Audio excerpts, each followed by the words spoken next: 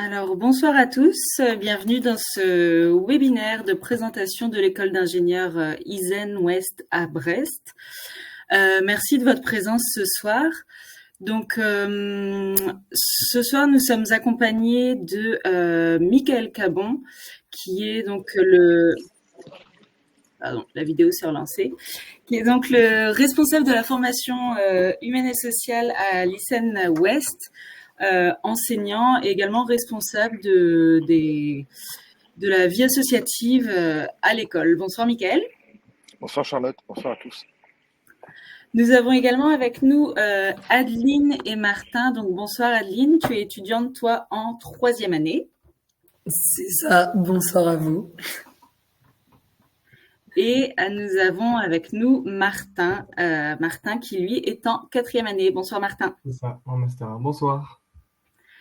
Alors, nous sommes donc partis pour environ 45 minutes de présentation. Je vais partager une présentation et je donnerai la parole à Michael Cabon.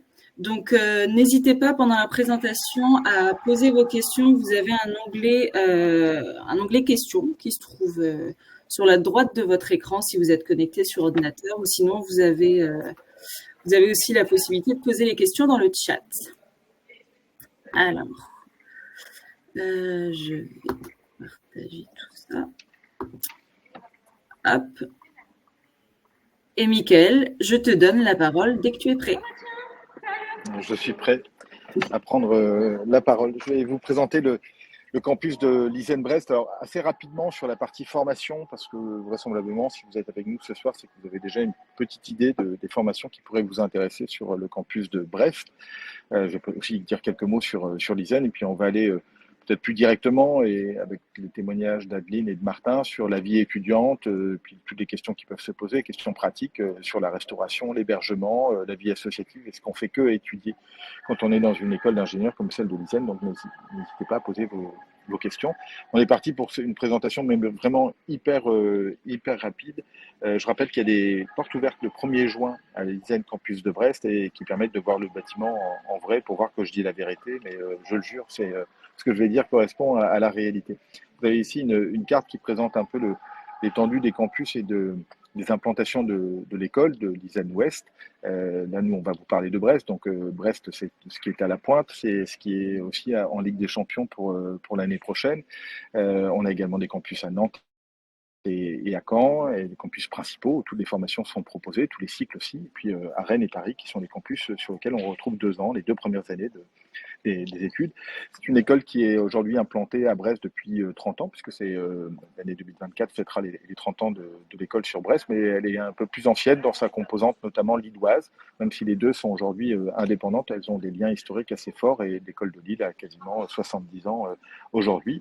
C'est aussi un gros réseau de diplômés, vous le savez, la France manque d'ingénieurs, de gens de talent, mais pas seulement des bons scientifiques, mais aussi des personnes qui savent s'insérer dans le monde professionnel, faire preuve d'humilité. Et donc, voilà, ce sont des études qui sont intéressantes. Les chiffres le prouvent ici, et les 600 diplômés par an du réseau ISEN ne suffisent pas à combler tous les besoins des entreprises dans le domaine de l'ingénierie. Le campus de Brest, vous le trouvez ici par une image sur le haut à gauche, mais vous avez sûrement la possibilité de le voir soit directement, donc en venant en porte ouverte du 1er juin, soit en venant visiter le bâtiment dans la mesure de vos possibilités à un autre moment que celle des portes ouvertes, ou en allant sur des cartes qui vous sont proposées sur des services spécifiques sur Internet.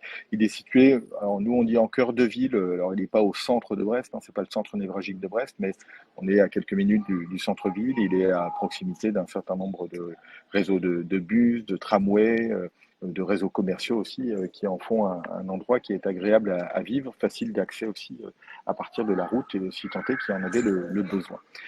Pour rappel, la formation à l'ISEN, donc elle se déroule dans ces locaux-là pendant 5 ans, même si on va pouvoir aussi vous parler peut-être un peu de l'international, des capacités qu'il y a à pouvoir aller à l'étranger ou en année de césure avec d'autres écoles, mais généralement la plupart de nos étudiants restent les 5 ans sur le même campus, même si là aussi il est possible de changer de campus au cours de sa scolarité, à partir d'un cycle d'entrée post-bac qui est un cycle qui peut être généraliste, c'est le cycle des prépas et maths, physique, sciences de ingénieurs, le grand classique des écoles d'ingénieurs pendant très longtemps. et qui aujourd'hui représente une part inférieure à la moitié de nos entrées après le bac au sein de l'école, puisque 6 autres cycles, dits cycles experts, sur une thématique particulière, sur la mécanique, sur l'économie, sur la biologie, l'environnement, l'informatique, alors j'en ai oublié un que maintenant qui ne reviendra pas en tête. Il y en a six cycles en tout cas qui sont proposés pour 3 ans et ensuite les 2 dernières années sont consacrées au domaine professionnel, qui sont là des spécialisations en lien avec le monde du travail qui donc correspondent à des typologies soit de postes, soit d'entreprises, soit d'expertise qui sont demandées par les entreprises et on peut réaliser ce parcours.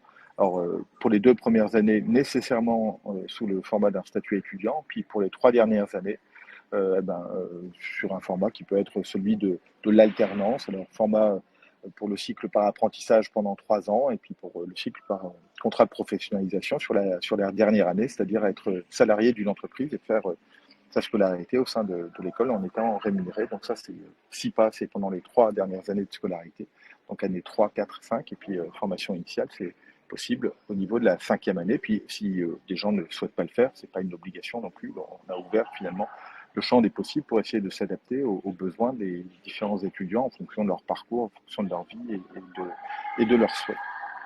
Alors, on va retrouver du coup celui que j'avais loupé, qui est celui de l'agronomie, que j'ai oublié tout à l'heure, qui fait partie des cycles verts. Donc, 7 cycles post-bac. Ça, c'est pour les personnes qui veulent aller sur un diplôme d'ingénieur, donc ils ont déjà décidé qu'ils voulaient faire des études dites longues de 5 années après le bac, ce qui est assez logique face aux besoins du monde de l'emploi et qui est de toute façon nécessaire pour être ingénieur, parce qu'on peut être ingénieur qu'après 5 années d'études après le bac.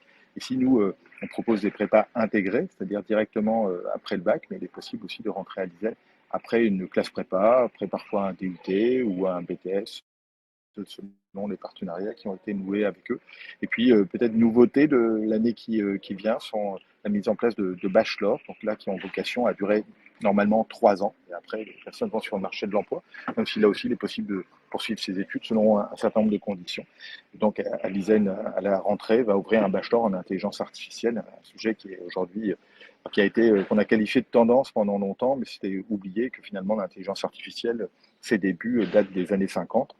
Et elle a pris une ampleur particulière, notamment avec les IA génératives et l'arrivée d'outils comme ChatGPT en novembre 2022, au moins du point de vue du grand public, qui sont utilisés par les entreprises depuis déjà un certain temps, ce qu'on appelle la science de l'algorithmie ou de l'aide à la décision automatisée. Le campus de Brest, en quelques mots, puis après je vais laisser la parole et ce sera peut-être plus un échange. C'est un campus qui fait 9000 mètres carrés au total, bâtiment qui est plutôt agréable à vivre, qui est composé en forme de Y. Alors je ne sais pas si c'est pour ça qu'on a appelé ensuite le groupe INCREA, mais toujours est-il que le bâtiment est focalisé sur un Y, avec évidemment des salles de cours, de laboratoires de recherche, une mini-serre, une aile pour les clubs étudiants qui sont proposés, des amphithéâtres, un foyer pour pouvoir se restaurer. Et donc, c'est un lieu qui est plutôt agréable. C'est important pour pouvoir suivre ses études, de se sentir bien dans un lieu. Les lieux ont une âme, un peu comme les objets. Et cette âme-là, c'est celui d'une forme de paisibilité, qui est bien l'image de l'école. C'est à la fois un peu coloré et puis très sérieux par certains côtés. C'est un bâtiment qui est accessible 24 heures sur 24, 7 jours sur 7 pour les étudiants, avec un badge à l'entrée. Et donc, il y a une vie qui dépasse les simples horaires ou la simple amplitude des horaires de cours, qui sont généralement de 8h à 18h20. Ça ne veut pas dire que vous avez toujours cours de 8h à 18h20. Il y a une pause le midi et puis ça peut se finir soit un peu plus tôt. Et voilà, et au-delà de cette amplitude horaire consacrée à l'enseignement, soit avant, soit après, le bâtiment appartient à ses occupants, dont les enseignants, le personnel administratif, mais aussi évidemment les étudiants, parce que c'est notre raison d'être. Voilà ce qu'on pouvait dire peut-être sur le bâtiment brièvement. Et puis, si on passe au sujet qui nous intéresse, et le sujet peut-être qu'on retrouve ici. Alors, je ne sais pas si vous êtes sur la photo, Adeline et Martin, sur la photo du BDE en cours. Alors, si vous venez au porte ouverte du 1er juin, ce sera déjà terminé, mais si vous veniez d'ici 10 jours, vous verriez que le bâtiment, il est un peu moins rangé que ce qu'on présente sur les photos, parce qu'on est en pleine période d'élection BDE. 2 listes s'opposent et vont représenter, c'est des listes d'une vingtaine d'étudiants, et vont représenter donc le bureau des élèves. Le bureau des élèves, c'est l'association phare de l'école, celle qui coordonne les activités étudiantes. Et au total, pour en dire quelques chiffres, c'est plus de 300 000 euros de budget si on agglomère l'ensemble du budget des associations quand elles arrivent à bien finaliser leur budget, ce qui n'est pas une mince tâche parfois. C'est aussi quasiment plus de 30 000 heures de bénévolat qui sont consacrées à ces activités associatives. Ces activités associatives ou bénévoles, elles sont obligatoires dans le cadre du cursus. C'est à la fois un impératif de la CTI, qui est la commission d'éthique de l'ingénieur, qui oblige finalement à ce que l'ingénieur soit concerné par le monde qui l'entoure, la société qu'il a autour de lui. C'est aussi pour nous un moyen d'assurer une forme de suivi pédagogique, ou en tout cas de complément pédagogique autour de la gestion de projet, la gestion des conflits, la gestion d'équipe, l'organisation d'événements, la prise de responsabilité. On parlait de budget tout à l'heure, c'est aussi la gestion de budget. Quand vous gérez le budget du BDE, c'est pas une mince affaire, faut le suivre et donc faire preuve d'une certaine forme de responsabilité financière qui est pas tous les jours qu'on a 200 000 euros à gérer dans son année. Alors c'est évidemment, il y a plein de garde-fous qui permettent d'accéder à ces compétences qui sont importantes et qui ont pour objectif de favoriser l'autonomie. C'est-à-dire ça se fait en confiance. Il y a un suivi, un tutorat qui est réalisé auprès des clubs, et le but c'est que ces clubs-là prennent de l'ampleur par eux-mêmes, et le choix des clubs qui sont proposés, il y en a une trentaine au total, se font sur une certaine forme de liberté. Tout le monde n'est pas obligé de faire partie du BDE, c'est un acte de volontariat assez fort. Puis les autres se répartissent dans des activités associatives propres à l'école, donc qui concernent essentiellement les autres étudiants, pour proposer des activités autour de la technologie, autour de la musique, autour du sport, du surf par exemple, ou de la voile. Cette année, notre équipe, l'équipe qui représentait, une des équipes qui représentait l'ISEN à la course de l'EDEC, qui est une grande compétition de voile à caractère universitaire, a remporté le premier prix. On a également une des collègues d'Adeline, je crois, qui se rend ou qui va aller du côté des Côtes d'Armor discuter la finale des championnats de golf. Elle est en ce sens-là soutenue par l'école de plusieurs manières, ou par le club Évasion, par exemple, qui a décidé de l'accompagner dans cette aventure. Donc on a une possibilité de pouvoir le faire dans une trentaine de clubs. Certains, alors je ne vais pas les qualifier de sérieux et de pas sérieux, parce que les activités associatives sont toujours sérieuses, mais ça ne veut pas dire qu'on ne peut pas y prendre du plaisir. Certaines vont s'occuper de trouver des activités ludiques aux étudiants. Ça peut être d'aller faire du paintball ou bien de pouvoir faire du foot-ballon, comme vous avez peut-être déjà pu le voir. D'autres vont s'occuper d'activités à caractère plus sportif. C'est le bureau des sports, par exemple, qui va proposer un panel de sport relativement important. Alors essentiellement pour lui, des activités de sport collectif, parce que c'est le sens que l'on recherche aussi. C'est vraiment en lien avec la scolarité. Ça a pour objectif de vous amener à être des ingénieurs conscient qu'on ne peut pas travailler, ou en tout cas on ne peut pas réussir seul, et qu'il faut donc pouvoir travailler avec les autres. Et puis l'autre phase, c'est qu'il est possible, parce que le but n'est pas d'imposer quelque chose, on impose déjà l'activité associative, on peut le faire dans une association dans laquelle on serait déjà implanté, actif dans son village, dans sa ville, dans son club de sport, dans son association culturelle, ou bien créer même la sienne. L'intérêt de ces activités-là, c'est de mettre à disposition son temps et son compétence à la société. Ça fait l'objet d'une évaluation, et c'est nécessaire pour pouvoir valider son diplôme. On les retrouve, ces activités, en deuxième et troisième année pour l'essentiel, même s'il est possible d'être bénévole en première année, ou bien de le continuer à le faire, comme Martin peut-être nous en témoignera tout à l'heure, de le réaliser quand on est en quatrième année, que c'est plus obligatoire, c'est donc devenu facultatif, mais quand on aime, on ne compte pas, et c'est un peu le danger de ces clubs-là, et sur lesquels on est prêt évidemment à prendre l'ensemble des questions. Et c'est peut-être vers là, peut-être qu'on peut commencer cette interaction avec ce que vous faites, Adeline et Martin, en tant qu'activité associative, ou ce que vous avez fait, parce que vous avez pu en avoir plusieurs déjà. Qu'est-ce que vous y avez retiré? Qu'est-ce que vous avez comme conseil à donner à nos visiteurs du soir? On peut peut-être débuter par toi, Adeline, je te donne la parole. Oui, alors moi je suis arrivée à l'ISEN en première année, on fait pas encore de club si je me trompe pas. Donc on commence une année avec les clubs qui sont déjà en cours, qui dès septembre s'organisent pour préparer l'année, et qui même les BDE sont élus à l'année précédente. Et j'ai commencé ma participation au club donc en début de deuxième année, où j'ai commencé par faire l'intégration des futures premières années. Donc déjà, ça, c'était un bon début de club parce que c'est bien d'intégrer les nouveaux deuxième année, mais vu que c'est la première expérience, on avait des étudiants de l'année 3 qui nous ont aidés, qui étaient présidents de l'association, qui nous ont formés à comment s'organiser et tout ça. Après, c'est aussi assez intuitif, mais ça nous a quand même aidés. Et ensuite, j'ai fait le BDD, donc c'est le bureau de développement durable. Donc, on a essayé de faire un maximum d'actions au vu de l'environnement et de faire en sorte de rendre plus vert l'ISEN. Où par exemple, on a mis à disposition des paniers de légumes à prix assez bas pour que les étudiants puissent manger des légumes locaux et frais. C'était toutes les 2 semaines, les distributions, si je me trompe pas. Et sinon, là, cette année, j'ai mis mon pull, mais je suis dans le bureau des élèves, enfin des étudiants, dans le BDE.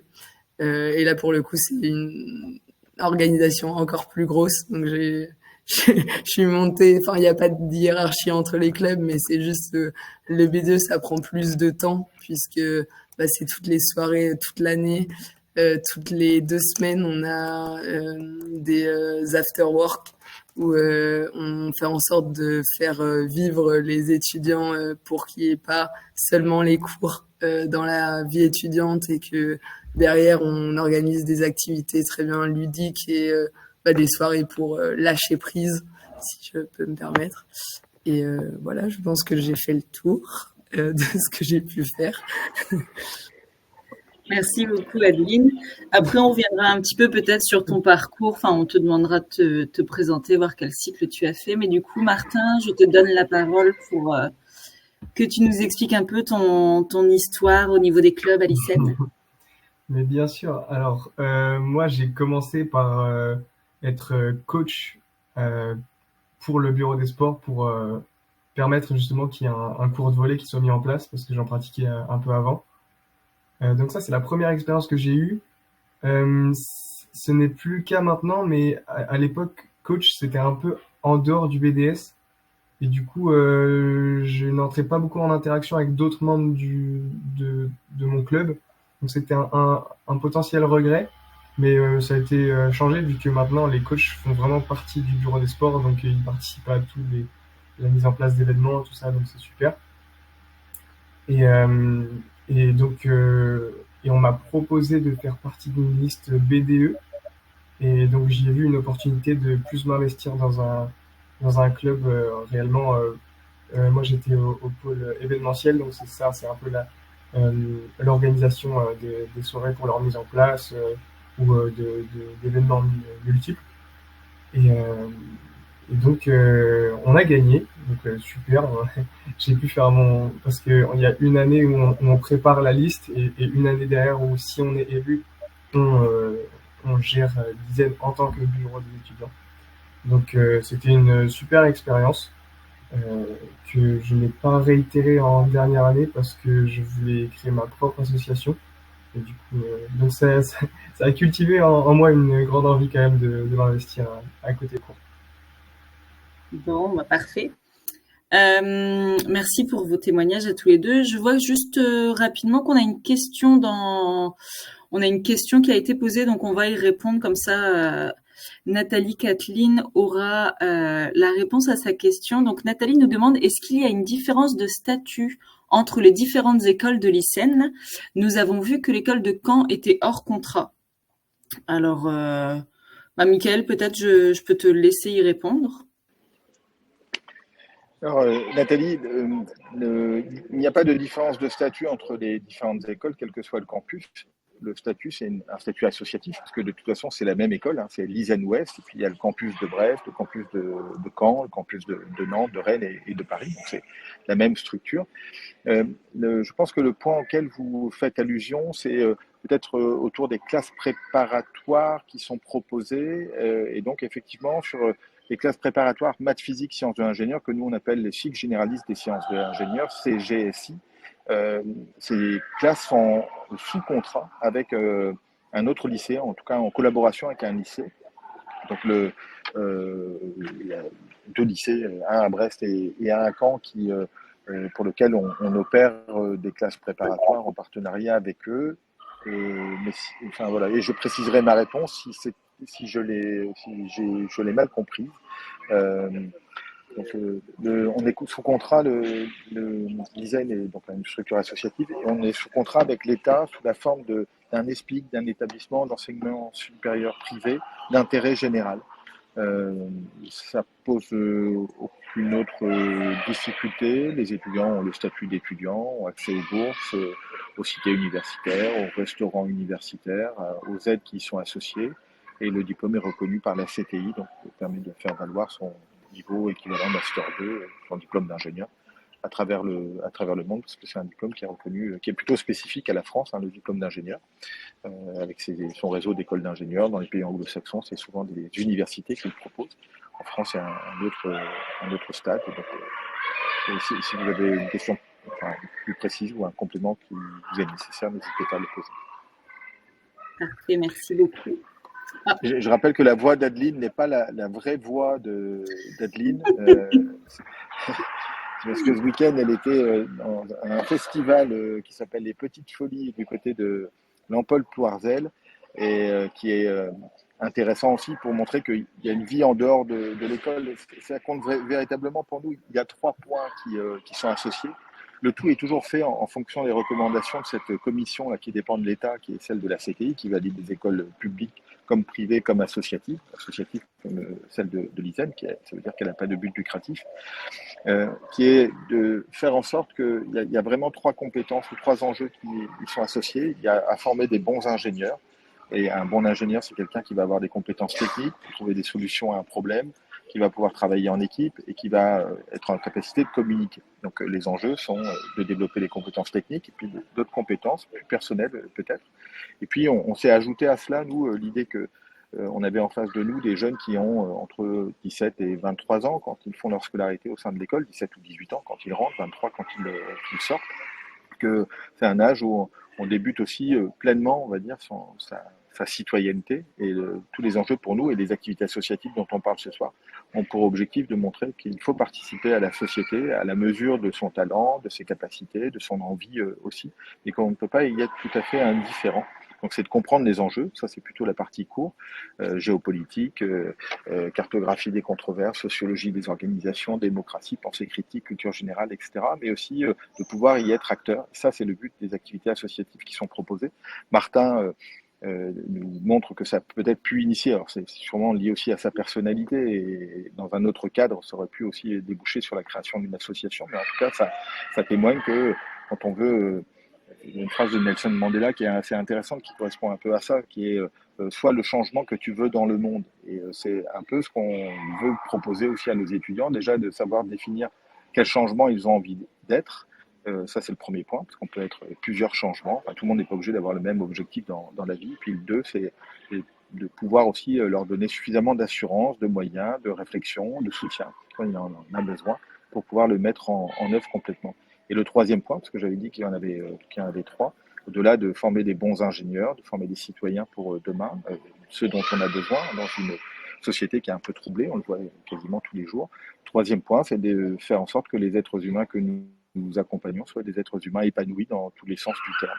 Et ça suppose aussi parfois de lâcher prise, comme Adeline l'a dit tout à l'heure. C'est là aussi on se fait ses premières amitiés, c'est pas ses premières amitiés, mais des amitiés qui peuvent être particulièrement durables. Nous on le voit avec maintenant les 30 ans d'expérience, c'est ni le cas de Charlotte, ni de moi, et ni celui d'Adeline et de Martin, et pour cause. On n'a pas vu les étudiants depuis les premiers qui sont sortis il y a 30 ans, mais moi ça fait déjà quelques temps, et on voit comme ça des amitiés qui durent, des personnes qui 10 ans, 15 ans après être sorties, et donc 20 ans ou 15 ou 20 ans après avoir commencé leurs études à l'ISEN, être encore de grands amis et se soutenir dans l'existence. Et si je cite encore un autre proverbe, il est africain cette fois-ci, tout seul on va plus vite, ensemble on va plus loin. Et ça c'est un point important, je pense, pour chacun d'entre eux, d'avoir comme ça noué des noyaux de personnes sur qui ils peuvent compter. Et ça participe au 3e point, de faire en sorte que les êtres humains que nous accompagnons soient les plus épanouis possibles, nonobstant le fait que parfois dans cette existence, dans les 18 à 23 ans, il peut y avoir aussi des choses qui sont un peu plus graves qui arrivent, et sur lesquelles on a aussi à apporter, nous en tant qu'organisation, peut-être plus adultes, tout le soutien qui est nécessaire quand la vie est un peu moins facile qu'elle ne devrait l'être pour de jeunes étudiants. Parfait, merci beaucoup Mickaël en tout cas, et c'est ça qu'on veut montrer justement dans ce webinaire aujourd'hui, c'est un petit peu tout ce qui est à côté des cours à l'ICEN, montrer l'aspect vie étudiante. Donc Adeline, si ça te va, je vais te redonner la parole du coup. Rapidement, du coup, est-ce que tu peux nous présenter un petit peu ton parcours en fait, d'où tu es originaire en fait, quel cycle tu fais, puis un petit peu comme tu m'as dit que tu n'étais pas originaire de Brest, est-ce que tu as eu des difficultés par exemple pour te loger à Brest, enfin, parle-nous un petit peu de ton expérience si tu veux bien. Ok, ça marche. Du coup, oula, ça résonne, non? C'est bon, ok. Moi, j'étais à Auray, donc dans le Morbihan à la base. J'ai fait mon lycée à Benjamin Franklin. Donc moi, j'avais maths, physique et SVT en première, et en terminale, j'avais pris parce que j'étais déjà le nouveau bac du coup. Et en terminale, j'avais pris le maths, physique et option maths experte. Et avec ça, j'ai postulé à l'ISEN, enfin postulé. Là, j'ai candidaté à l'ISEN où j'ai été prise et j'avais choisi le cycle EST, qui est environnement, sciences et technologies, qui m'a permis de mélanger dans mes études le côté environnement que j'aimais et la science que j'aimais aussi. Et du coup, d'avoir directement dès ma première année, d'avoir en prépa intégré ces deux domaines-là. Et du coup, à l'heure d'aujourd'hui, je suis en 3e année. Et du coup, j'ai fini mes 2 ans de prépa. Et là, je suis à l'année juste avant de choisir mon domaine professionnel. Niveau logement, quand je suis arrivée sur Brest, du coup, je connaissais pas du tout la ville. J'étais pas du tout familière avec cette ville-là.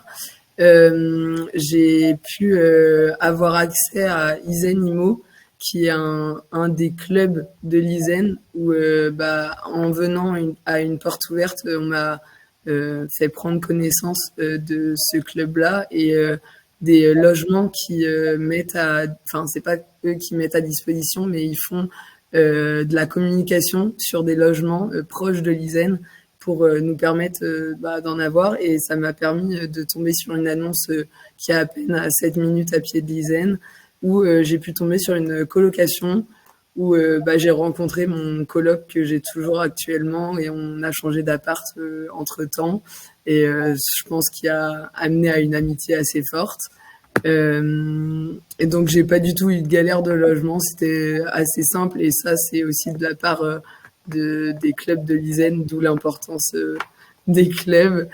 Et sinon, moi je suis boursière.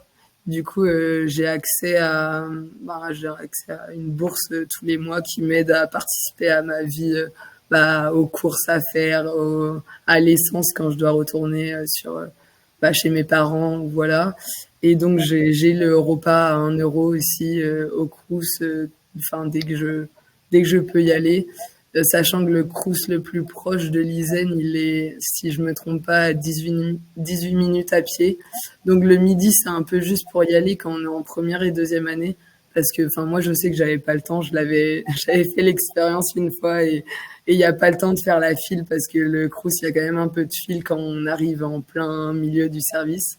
Du coup, le midi, c'est un peu juste, mais par contre, le soir, 18 minutes, entre les révisions et sachant qu'il y a la BU pas très loin du Crous, ça se fait largement. Donc, c'est quand même pratique d'avoir le Crous pas si loin que ça.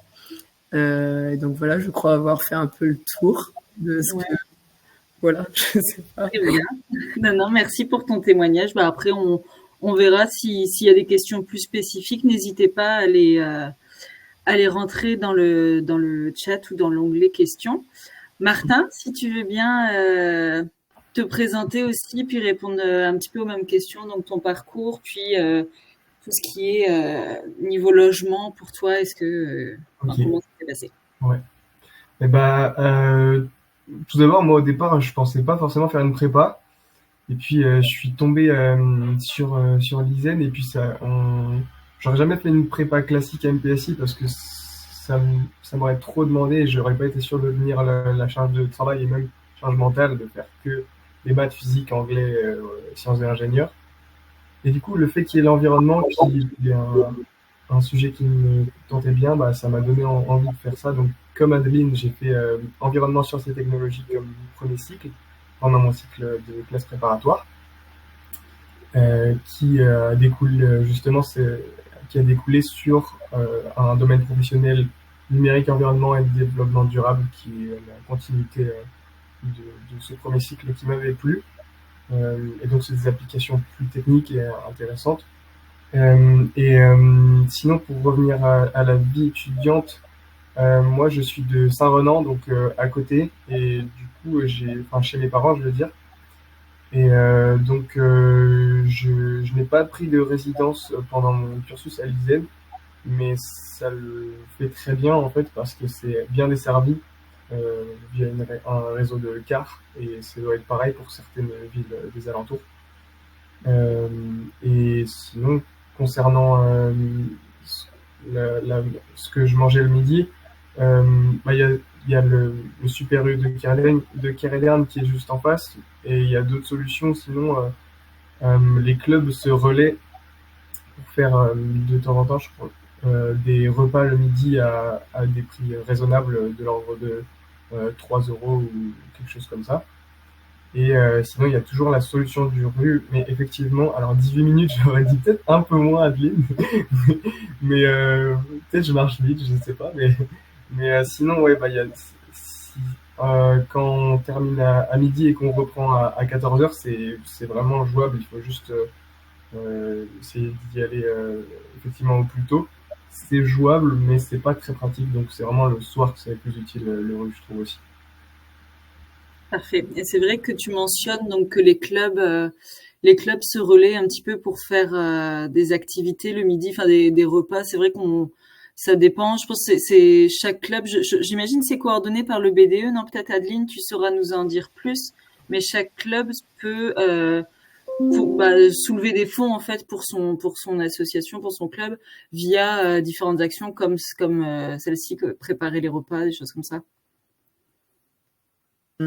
Oui, c'est ça. Bah, cette année, avec le BDE, on a eu l'idée de justement demander à chaque club, sachant qu'il y en a beaucoup, comme Monsieur Cabon l'a dit, de demander pendant une semaine, vous devez organiser les repas tous les midis. Et du coup, ça permet aux étudiants tous les midis d'avoir des repas variés et souvent équilibrés, bon pas tous les jours, mais ça permet comme ça aux étudiants aussi de pas avoir la pression pour ceux qui aiment pas forcément faire à manger ou voilà et quand même bien manger, ça leur permet d'avoir des repas à l'ISEN relativement tous les jours. Il y a certaines semaines qui sont pas assurées, mais généralement on fait assez de communication pour prévenir de quelques jours avant quels repas seront mis à disposition et généralement c'est des prix quand même assez accessibles. En fonction de la période et du club, puisque chaque club n'a pas les mêmes budgets. Et le BDE peut aider, mais souvent on essaye quand même que les clubs font en sorte de gérer leur budget et que le BDE soit pas toujours derrière à aider financièrement. Voilà. Et sinon, est-ce que vous pouvez rapidement me parler un peu d'une semaine type, peut-être plus en première, deuxième année, au niveau du volume horaire, enfin comment vous gériez la charge de travail en quelques mots en fait pour donner une idée en fait aux personnes qui souhaiteraient rejoindre l'ISEN, qu'elles aient une idée du volume. Je sais pas, Adeline ou Martin, comme vous voulez. Vas-y. Moi, j'ai jamais été trop, en tout cas en cycle environnement, sciences et technologies, j'ai pas été traumatisée par une charge un volume de travail importante. Enfin, forcément, il fallait travailler. Ça reste une prépa intégrée. Enfin, ça reste une prépa, même si elle est intégrée. Il y a quand même à toutes les matières à bosser et toutes les semaines, si je me trompe pas, c'était bien toutes les semaines, tous les mercredis pour notre année en tout cas. Enfin, pour ma deuxième année, c'était le mercredi. Tous les mercredis, on avait un DS à partir du premier mois. Enfin, en début octobre, on commençait à avoir les premiers DS à la rentrée. Et c'est un rythme soutenu. Toutes les semaines, il faut bosser, mais c'est pas une surcharge de travail conséquente. Et même, je connais, enfin, certains élèves de cycle CGSI, donc le cycle généraliste, qui ont pas non plus été traumatisés. C'est juste ils sont dans une autre ambiance de travail parce que eux, ils ont l'école, ils ont les DS le samedi matin. Mais ça dépend vraiment de ce que vous voulez faire enfin, dans votre vie étudiante. Et c'est juste forcément en cycle espère, enfin avec l'école, en cycle généraliste, pardon, avec l'école et les DS, c'est un peu plus soutenu. Mais le volume horaire reste relativement convenable. Et moi, je sais que j'ai toujours réussi à faire du sport à côté et profiter des after-work quand il y en avait, etc. Enfin, j'arrivais à allier mes révisions et ma vie étudiante sans sous-estimer une des deux. Et d'ailleurs, le jeudi après-midi, les cours, enfin, le jeudi après-midi est banalisé, c'est ça, pour que les étudiants puissent C'est se ça. consacrer à des activités sportives. Ça. Et ça aide vachement parce que le jeudi après-midi, il y a souvent des compétitions, même avec l'UBO ou avec. Enfin, moi, par exemple, cette année, je faisais l'équipe de foot. Enfin, j'étais dans l'équipe de foot féminine de l'ISEN. On a monté notre équipe et tout ça. On a fait pas mal de compétitions. On s'est inscrit à pas mal de compétitions. On est même monté à Paris pour la compétition de la Saint-Gobain. Tout ça pour dire que les jeudis après-midi, bon, c'était pas sur un jeudi après-midi qu'on est monté à Paris, c'était sur un week-end, bien entendu, mais les jeudis après-midi nous ont permis de s'entraîner ou d'organiser des compétitions avec les autres équipes de foot aux alentours de Brest. Et ça, encore une fois, et même si ce n'est les compétitions le jeudi après-midi, ça permet d'avoir toute une après-midi en semaine où on peut l'organiser comme on veut.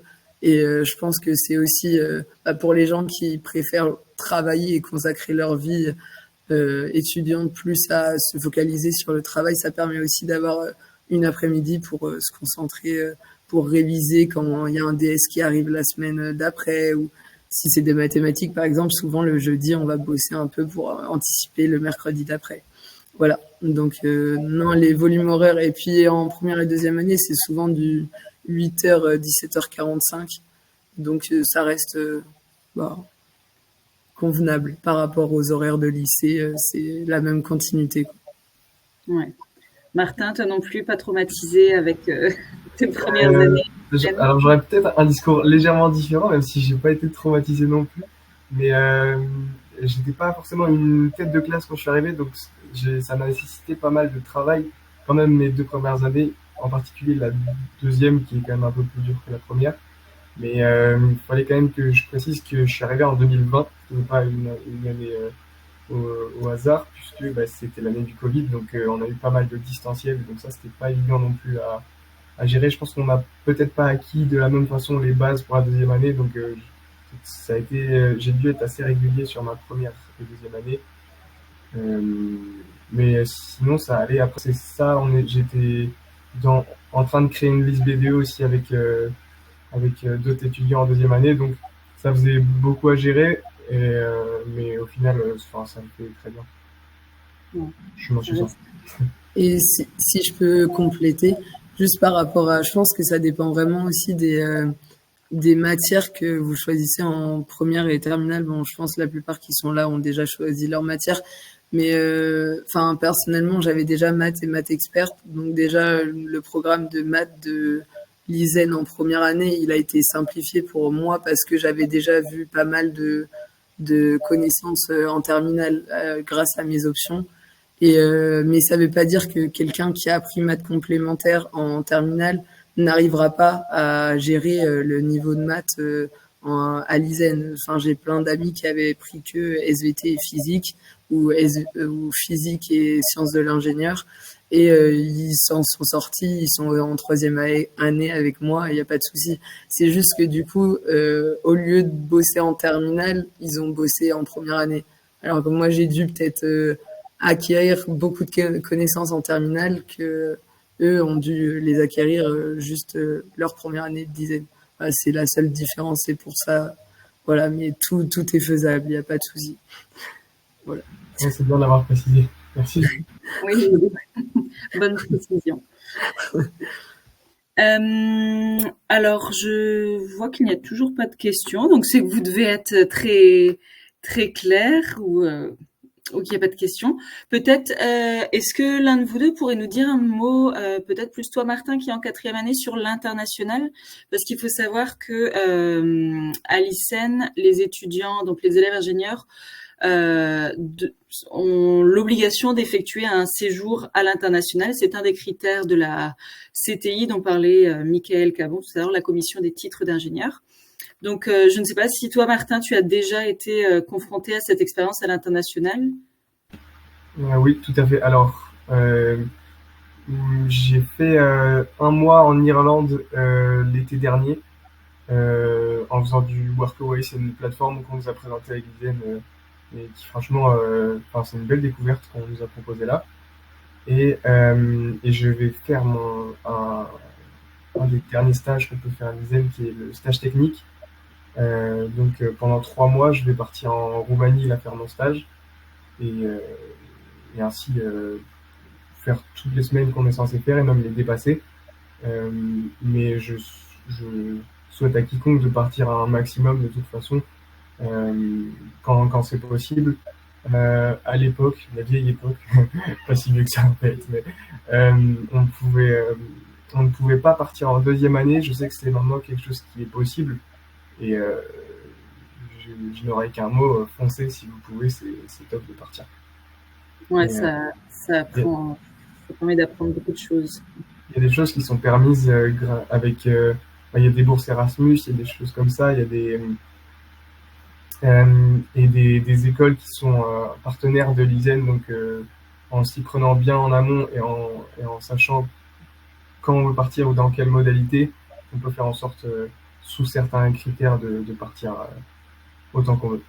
Ouais. C'est vrai qu'il y a l'équipe des relations internationales avec notamment Anne-Marie Miras et Gaëlle Moelle qui sont présentes sur le campus de Brest et qui de par les plus de 60 partenariats à l'international donnent un coup de main en fait aux étudiants pour trouver une expérience à l'étranger. Adeline, toi, je sais pas si tu es déjà partie. Non, personnellement, je suis pas encore partie, mais ça me stresse pas plus que ça, il y a pas de souci. Je sais que je validerai mes 17 semaines à l'étranger, parce que du coup, c'est 17 semaines qu'on doit valider, nous, maintenant. Et il faut savoir qu'avec l'ISEN, on a beaucoup de choix de comment valider ces 17 semaines. On n'a pas un semestre obligatoire en 4e année ou à n'importe quelle année. C'est vraiment à nous de choisir quand on veut partir. Et encore une fois, moi, j'étais dans l'année où on pouvait pas encore partir la 2e année, mais c'est vrai que j'aurais bien aimé à l'époque. Mais maintenant, si vous arrivez l'année prochaine ou dans 2 ans, vous pourrez partir dès la 2e année en semestre. Et l'école nous permet de faire soit un semestre qui souvent valide la totalité des semaines à valider, ou alors en stage, comme va le faire Martin. Et sinon, il y a aussi la possibilité de faire une année de césure entre la 4e et la 5e année, où là, on peut faire valider ces semaines-là en faisant des stages, ou en faisant une expérience à l'international qui peut être prise en compte dans la formation de l'ISEN. Faut que ça soit faut que ça soit une expérience qui apporte au point de vue de l'ISEN et qu'elle soit validée par l'ISEN pour pouvoir faire valider ces 17 semaines-là. Mais en tout cas, c'est pas une charge, c'est pas une contrainte, faut le voir vraiment comme une expérience. Et moi, malgré que j'ai fait le choix de pas encore la faire, parce que je suis assez indécise sur ce que je veux faire et je sais que l'année prochaine, je partirai soit en semestre en fonction de l'école qui m'intéresse par rapport à mon domaine professionnel, ou en stage, mais quoi qu'il arrive, je partirai l'année prochaine et juste le fait de savoir que je vais partir, ça me remplit de joie. On va dire ça comme ça. Est-ce que d'ailleurs, tu sais déjà quel domaine professionnel tu choisiras? Parce que donc, comme on le mentionnait, pour les années 4 et 5, il faut choisir parmi 15 domaines professionnels. En fait, peu importe le cycle post-bac qu'on aura fait pour les 3 premières années, on a accès sans critères de classement, sans concours à tous les domaines professionnels. Est-ce que toi, tu t'orientes plus vers le numérique, environnement et développement durable comme Martin, ou alors tu vires complètement de thématiques? Moi, je crois que je vais rester classique. Ça fait depuis le début de l'année que j'hésite vraiment entre moi je reste dans l'environnement, mais entre énergie, marine technologie et environnement, enfin et NED. Et je pense que j'ai enfin fait mon choix. Je pense que je vais rester dans le domaine classique, mais ouais, le fait d'avoir la possibilité de choisir n'importe quel domaine, je trouve ça quand même vachement bien, malgré qu'à la base, on part tous avec des connaissances différentes avec nos 2 premières années, enfin avec une base où tout le monde a le cycle commun, mais avec des connaissances autour différentes. Mais notre 3e année est assez généraliste, enfin, on a presque tous les mêmes matières, et ça nous permet ça nous permet d'avoir une remise à niveau. Enfin là, cette année, j'ai plus de matière environnement, ce qui est un peu triste pour moi, mais ça permet aussi d'acquérir des connaissances que j'avais pas, et des compétences que j'avais pas du tout, par exemple en informatique. Et ça permet de développer, je pense pour le futur, ouais. Enfin, du coup, je me répète, mais des compétences. Et non, et par contre, je sais, enfin, mon coloc, par exemple, il a pris environnement aussi. Il a 1 an de plus et il a totalement viré de bord en passant en robotique, parce que en allant à la porte ouverte où ça parlait des domaines professionnels, il s'est rendu compte que la robotique allait plus l'intéresser que la voie classique d'environnement. Et je pense que ça a mentionné aussi parce que moi, c'est ça aussi qui fait que j'ai pas un poids sur les épaules pour quel choix je vais faire. C'est que sur notre diplôme en fin de 5e année, ça sera pas mentionné. Enfin, on n'aura pas une mention spéciale, enfin, si j'ai bien compris, quel domaine professionnel on va apprendre. Du coup, c'est pas parce que je pars en énergie que en entreprise, je vais pouvoir en allant en entretien en entreprise, j'imagine que je vais pouvoir faire valoir si j'ai été en énergie. Je pense que j'arriverai à montrer que j'ai des compétences en énergie. Mais imaginons que j'ai pris NED, donc environnement, pour mon domaine professionnel, pardon, et que je veux aller dans une entreprise comme, Engie, en énergie. Je pense que si je suis réellement motivée, j'ai quand même acquis les compétences de base de l'ingénieur. Enfin, j'espère. Du coup, j'espère qu'avec une formation au sein de l'entreprise, je suis pas sûre que ne pas avoir pris énergie, ça va m'enlever la possibilité d'acquérir un poste que je voudrais après la 5e année. Voilà. Non, tout à fait. C'est vrai que c'est un bon point de le préciser. C'est un diplôme. On est une école d'ingénieurs généraliste. Donc, le diplôme que l'on obtient à l'issue des 5 années, c'est vraiment un diplôme d'ingénieur généraliste avec une coloration dans l'une des 15 thématiques qui aura été choisie par l'étudiant. Nos auditeurs sont très timides ce soir. On n'a pas de questions. Est-ce que peut-être, Michael Cabon, aurais-tu des informations complémentaires que tu souhaiterais communiquer ce soir ou alors il y en a 2, c'est des précisions, parce que dans le monde de l'enseignement universitaire ou de l'enseignement supérieur, il y a beaucoup d'acronymes, comme partout, dans tous les secteurs d'activité. Tout à l'heure, on a parlé de CROUS. Alors, le CROUS, c'est le Centre régional des œuvres universitaires et scolaires. C'est donc c'est une structure qui dépend de l'État et qui gère les cités universitaires, les résidences universitaires, la CBEC aussi, qui est une contribution financière qui aide aux projets étudiants. Voilà, qui gère, on va dire, les à côté de la vie étudiante, à côté des écoles d'ingénieurs ou des universités. Le deuxième point, c'était l'école. Alors, c'était pas l'école en un seul mot, c'était l'école en deux. Ce sont des travaux dirigés en petits groupes qui sont proposés aux gens qui sont dans les classes prépa, qui viennent s'ajouter, qui ont lieu plusieurs fois par mois autour de disciplines qui peuvent être les mathématiques, la physique, les sciences de l'ingénieur, ou bien le français et l'anglais.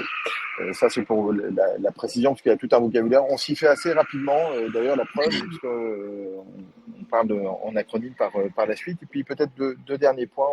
On a parlé de choses qui étaient autour des activités externes au monde de la pédagogie. Là, actuellement, je suis au Capucin, qui est un lieu sur Brest avec lequel on collabore beaucoup pour assister à la présentation d'une conférence de David Chavalaria sur Toxic Data, sur la question des data, donc des données, la question du numérique et puis de la démocratie, des réseaux sociaux, etc. Tous les étudiants y étaient invités, donc on essaie aussi de proposer aux étudiants de participer à ce qui se passe à l'extérieur dans la ville.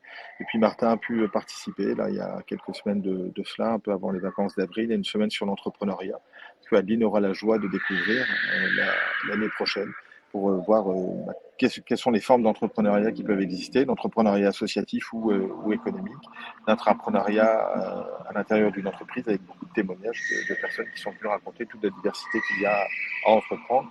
Toujours, enfin, le but n'est pas de forcer, de dire vous devez devenir entrepreneur, comme vous devenez devenir toxiqueur en matière de data ici, mais plutôt d'ouvrir l'esprit. Parce que comme le rappelait Pierre des proches, l'ouverture de l'esprit n'est pas une fracture du crâne.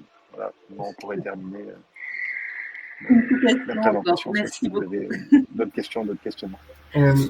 J'aimerais juste ajouter par rapport à ce que disait Adeline aussi, ça avait un peu des allures de conseil et ça m'a fait penser à ça.